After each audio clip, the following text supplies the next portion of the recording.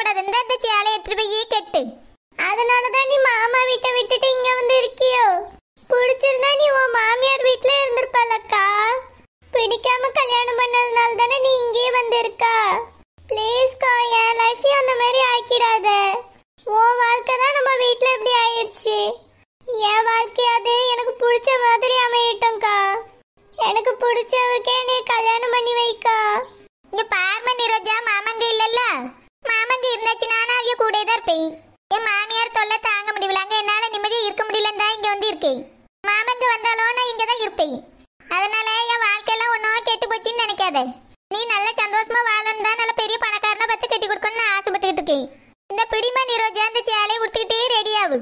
மாப்பிள்ளை வீட்டுக்காரங்க சீக்கிரம் வந்துருவோமா?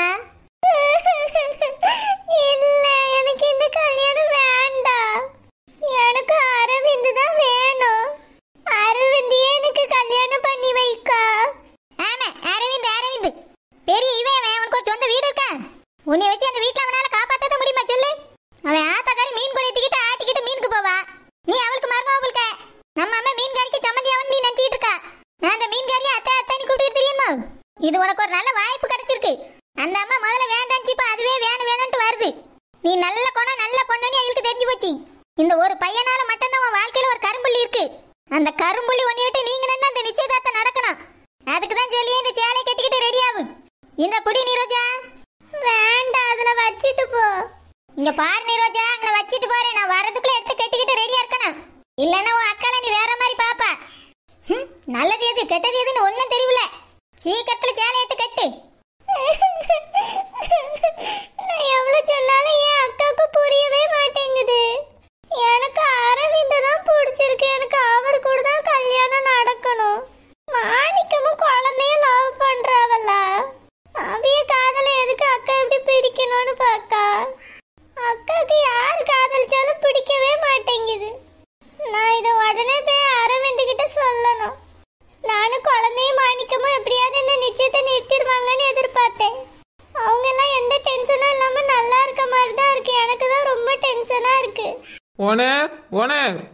நீயா? என்ன ஓனர், எனக்கு கொஞ்சம் தலைவாரி விடுங்களாம்.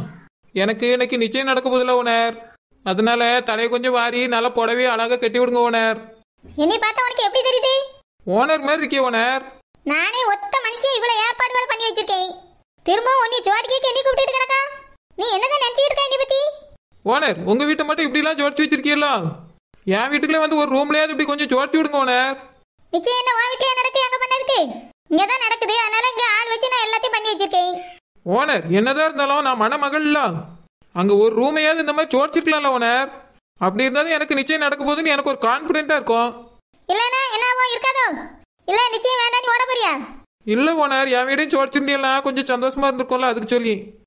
உனக்கு சந்தோஷம் வேணா இதுல வந்து உட்காந்து பார்த்து பார்த்து சந்தோஷப்பட்டுக்கிட்டு இரு. நீ யாருமே இல்லாத ஒருத்தி. ஒரு சொந்தம் இல்ல பந்தம் இல்ல, ஒரு வீடு கூட இல்ல. உனக்காக நான் இவ்வளவு பண்ணி வச்சிருக்கேன். இதை வேற நீ இருக்க வீட்டை வந்து நான் ஜோடிச்சுக்கிட்டு கிடக்கமாக்கா. அதெல்லாம் ஒன்றும் வேண்டாம். ஜோடிக்க வந்த ஆட்கள்லாம் போயாச்சு. உன் வீட்டிலே போய் சேலை சுத்திக்கிட்டு வா. ஓனர், கொஞ்சம் நல்லா சேலை கட்டி விடுங்க ஓனர். நிச்சயத்துக்கு உங்க வீடு மட்டும் அழகா இருந்து என்ன பிரயோஜனம்? மணமகள் நான் கொஞ்சம் அழகா இருக்கணுமா இல்லையா சொல்லுங்க. அதனால தான் உங்களை கூப்பிடியும் ஓனர். வாங்க. அங்கதான் ரோசா பக்கம் வருவாங்களா, அவளை போய் கூப்பிட. ஓனர், அந்த அக்காவுக்கு நல்லா சேலை கட்டி தெரிய மாட்டேங்க ஓனர். நீங்க தான் அழகா சேலை கட்டிட்டு தெரியுறிய. ஆமா நானு. ஆமா, நீங்க தான் ஆனந்த் கல்யாணத்துல கட்டியிருந்தீங்களா? எதுக்கு அது ரோசி கல்யாணம் சொல்ல முடியும்? எதுக்காக ஆனந்த் ஆனந்த் நீ அவனே பிடிச்சி இழுத்துக்கிட்டு இருக்கா? ஓனர், உங்களுக்கு டக்குன்னு ஞாபகம் வரும்ல, அதுக்கு தான் சொன்னேன். ஆமா, ரோசி கல்யாணத்தை சொன்னா எங்களுக்கு ஞாபகம் வரவும் போயிடும். ஒழுங்கா உன் வேலையை பார்த்துட்டு ஓடி போயிரு. இன்னும் கொஞ்ச நேரம் நின்னா தோரணத்தோட தோரணமா தொங்க விட்டு போடுவேன். சரி ஓனர், நான் போறேன் வீட்டுக்கு. பொண்ணு அழைச்சிட்டு வாங்கன்னு சொல்லும் போதாவது என்னை வந்து கூடுவீங்களா இல்லையா ஓனர்? பார்க்கலாம் பார்க்கலாம். ஓனர் பேசுற பார்த்தா ஒன்றும் சரியில்லையே. கல்யாணம் வந்துட்டா. நிச்சயம் என்னமோ இவளுக்கு நடக்க மாதிரி தான். என் தங்கச்சிக்கு தான் நடக்க போது. எப்படி சொல்ல விட்டேன்? சமையல் எல்லாம் ரெடி ஆயிட்டான்னு முதல்ல போய் பார்ப்போம். மாப்பிள்ளை வீட்டு ஆட்கள் வந்துட்டாங்கன்னா ஒன்னும் பார்க்க முடியாது. எங்க அம்மா எங்கதான் போனா? ரொம்ப நேரமா ஆளே காணோம். நிரோஸ், என்னாச்சு? ஏன் எழுதிட்டு இருக்க? அரவிந்த், எங்க வீட்ல நிச்சயம் நடக்க போகுது அரவிந்த். ஆமா, எனக்கும் தான் தெரியும். எதுக்காக நீ அழுவுற நிரோஸ்? அது குழந்தைக்கும் அந்த மாணிக்கத்துக்கும் தானே நடக்க போகுது. இல்ல அரவிந்த், எங்க அக்கா குழந்தைக்கு தான் நிச்சயதார்த்தம் சொல்லி எல்லாரையும் கூப்பிட்டு வச்சு எனக்கு நிச்சயம் பண்ண போறா அரவிந்த். நீ என்ன சொல்ற நிரோஸ்? ஆமா அரவிந்த், எங்க அக்கா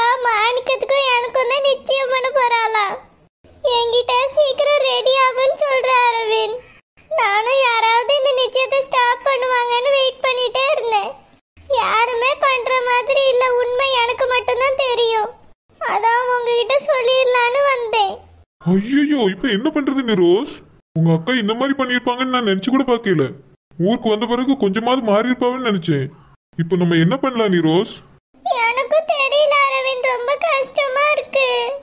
நீங்க தான் ஏதாவது பண்ணி இந்த நிச்சயத்தை நிறுத்தணும். சரி நிரோஸ், நீ அழுகுறத முதல்ல ஸ்டாப் பண்ணு. உனக்கு நான் இருக்கேன், நான் ஏதாவது பண்ணுவேன். நான் உங்களை தான் நம்பி இருக்கேன் அரவிந்த். என்னைய நம்புறல நிரோஸ், போய் ரெடி ஆகு. என்னது ரெடி ஆகணுமா? என்ன சொல்றீங்க அரவிந்த்? ஆமா நிரோஸ், நான் சொல்றேன்ல, என்னைய நம்புறியா இல்லையா? நீ போய் ரெடி ஆகு, மத்ததெல்லாம் நான் பாத்துக்கிறேன்.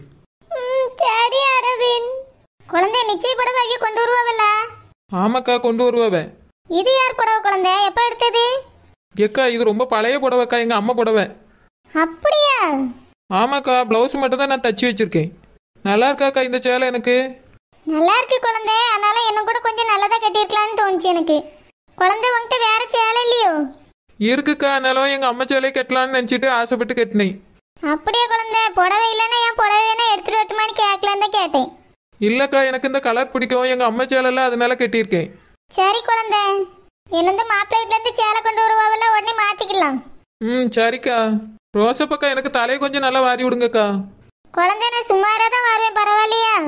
பரவாயில்லக்கா, ஏதோ நல்லா வாரி விடுங்க. நான் எங்க ஓனர்கிட்ட தான் போய் வாரி விடுங்க, சேலை கட்டி விடுங்கன்னு கேட்டேன். அவிய முடியாதுன்னு சொல்லிட்டாவக்கா.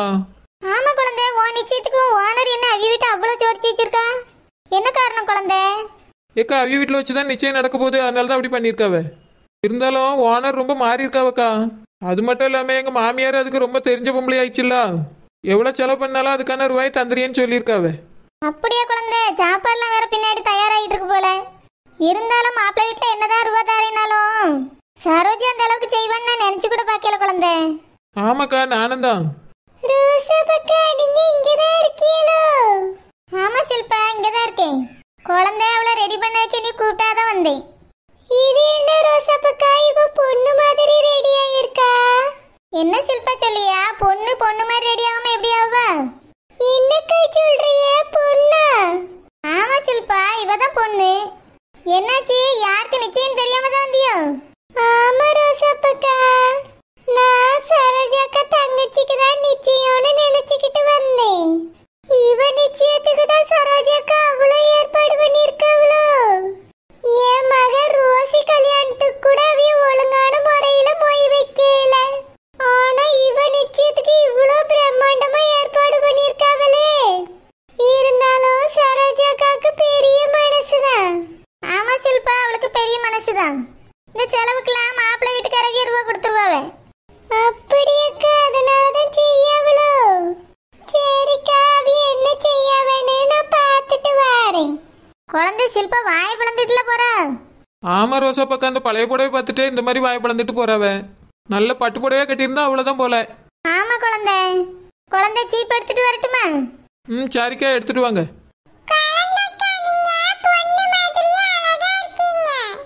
அப்படியே பூ மாதிரி என்னை பார்த்தா பொண்ணு மாதிரி இருக்கும்.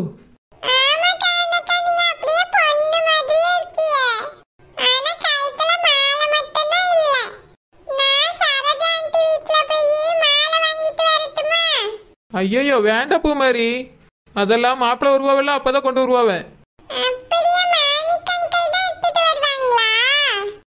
ஆமா ஆமா.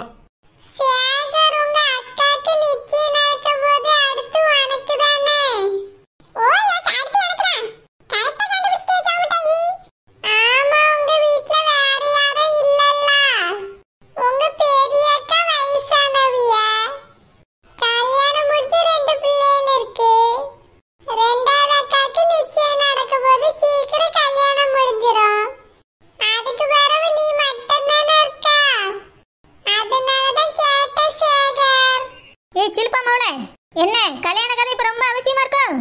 எனக்கு வயசாகி போச்சு போல்க, அதனால என் தம்பிக்கு கல்யாணம் பண்ணி வைக்கலான்னு பாக்குறியோ? சிலுப்பா மோள உன்னை கொண்டே அறுத்து விசேஷ வீட்டுக்கு வந்தமா தின்னமா கிளம்புடமான்னு இருக்கணும். இங்க வந்து நின்னுகிட்டு நரியெல்லாம் நாட்டமா பண்ணிட்டு இருக்க கூடாது. போ, ஓ ஆத்தா எங்கேயாவது இருப்பா, போய் உட்காந்து ஓடு. தம்பி சேகரி சமையல் நடக்க இடத்துக்கு போ. அம்மனுக்கா கூட மாடன்னு வேலை பாரு, ஓடு. என்ன கண்ணை முழிச்சிட்டே எனக்கு எதுக்கு? கண்ணை பிடிக்க தின்னு. ஏய் இந்த